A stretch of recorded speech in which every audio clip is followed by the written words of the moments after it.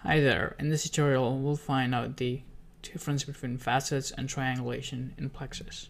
Let me create a new comp, create a new solid, go to effect, plexus, and add geometry. You can add, let's say, add a primitive object.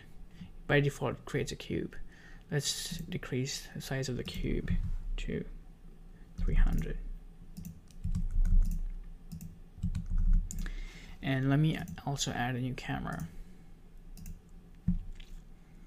and increase the point size and kind of zoom out in the camera. Now by default the primitive object, it generates faces in XY or XZ or YZ. So let's go ahead and create facets here, facets object, and you'll see the facets are being created in XY dimensions. You could change it to XZ and the facets are like in this tag, and YZ or like this. So what exactly are facets? Facets are faces that are created in the geometry object at the time of when these points are actually created for the first time. They are not recalculated based on the position of the vertex data. They just stay constant no matter how much noise you apply or how much the form changes later on. The facets always are connected to those points no matter what. For example, if you add noise and you animate it all the way, and when you apply noise for like a really high amount, you see that a lot of facets are no longer rendered because the points are far away from each other, and you will see only a few facets actually being rendered.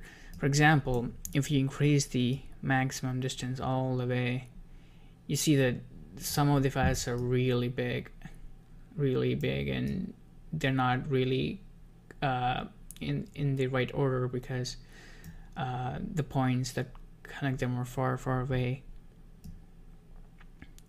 So when you have a really random set of points, facets are not always the right choice, and sometimes objects don't even have facets. So to encounter that, you can triangulate these points. So let me turn off the facets here, and let me go to a renderer and click triangulation. Now as you can see, the triangles are much more evenly sized here, and they have a more similar kind of shapes, similar kind of size here, each and every triangle. That's because this triangulates these points.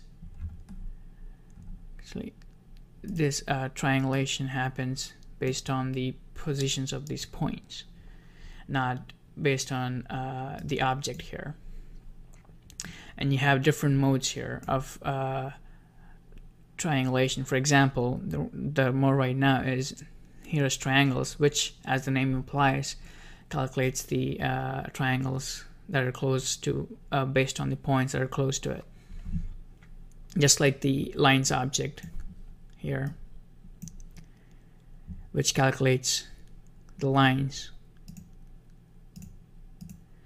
Just like the let me increase the distance here. It's like how the lines object actually calculates lines close to each and every point. The nearest triangles render mode in the triangulation renderer calculates the triangles based on the distances of the closest points. Now you can control how many maximum number of triangles per vertex do you want connected. Say if you put it to 2, only 2 triangles for every vertex are actually connected to each other. If you put it to 1, see a lot less triangles. If you put it to like 10, see there are a lot more triangles connected. This is one way of doing the triangulation, and there's other mode called the mesh triangulation. I'll get to the outer surface in a minute, but let's see the mesh triangulation first. So this triangulates as if this whole object is one mesh. let me decrease the maximum distance.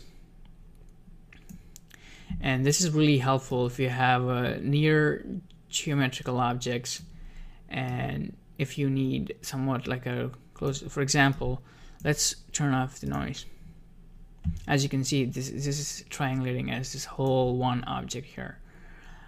If you decrease the opacity graph, you'll see that there are a lot, like it's heavily triangulated, and this helps a lot if you have a near geometrical shape and to reconstruct the actual shape of an object.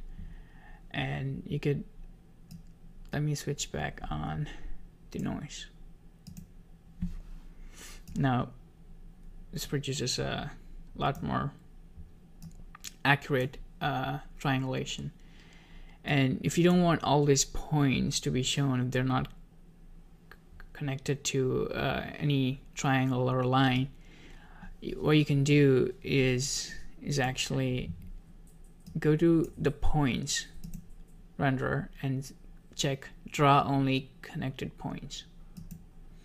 So what it does is it only shows the points that are actually connected to a shape like the triangle or a line. And in our last, let me turn off the triangulation renderer for a while, and let me apply a container. And let me go to container here, and let me add a sphere. Increase radius. Actually, it's not the radius. Yeah, here. So you have a, let me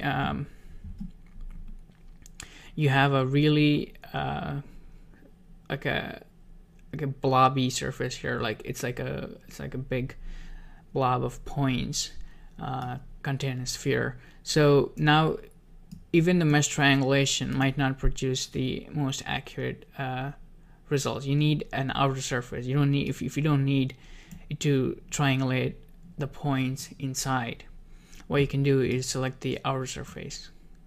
So it only triangulates on the outer surface. As you can see, there's like everything is hollow inside. Let me put it back to normally like this. So everything is hollow inside, and only the outer surface is actually triangulated. This actually helps a lot if you're doing like a globe animation, where you don't need a lot of triangles inside, but you only need the triangles outside. For example, let's take the noise effector and let's animate noise evolution. Let's animate it to time.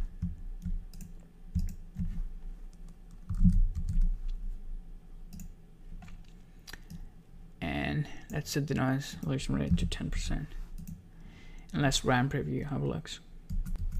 So this is how the triangulation looks based on the outer surface algorithm.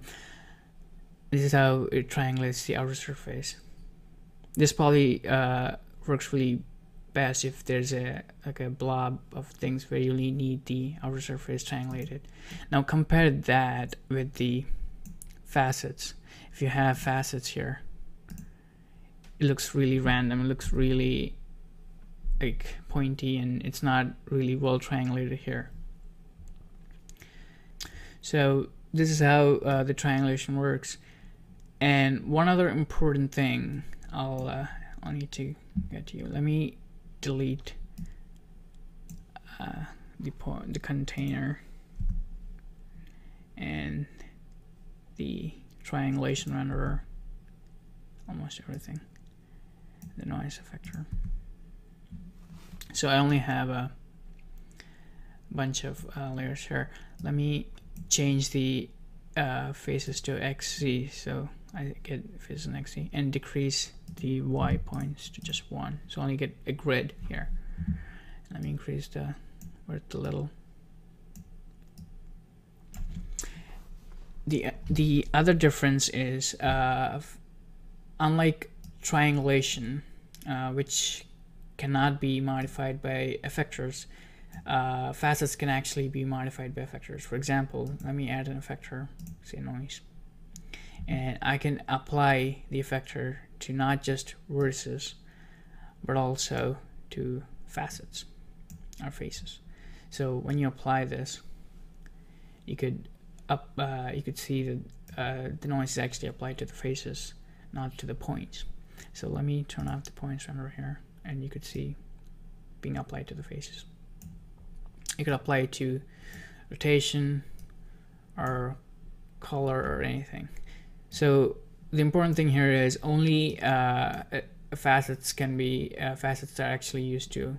Only facets are actually affected by the effectors.